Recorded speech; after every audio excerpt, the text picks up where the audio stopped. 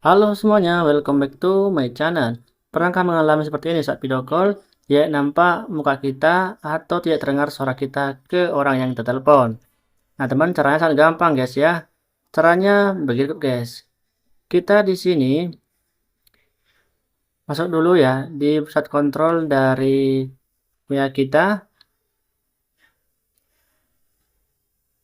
Nah, ini silakan tarik dari atas ke bawah. Nah, ini dia ada WhatsApp. Lihat aja di sini. Nah, ini ya WhatsApp ini. Nah, di sini pilih yang ini guys ya.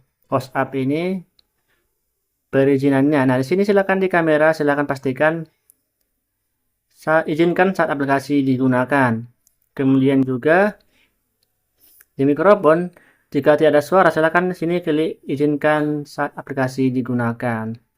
Biasanya dengan dua cara ini sudah berhasil guys ya mengatasi yaitu tidak ada suara ataupun tidak ada muncul video kita ke orang lain guys. Nah, oke. Semoga bermanfaat. Sampai jumpa di tutorial berikutnya.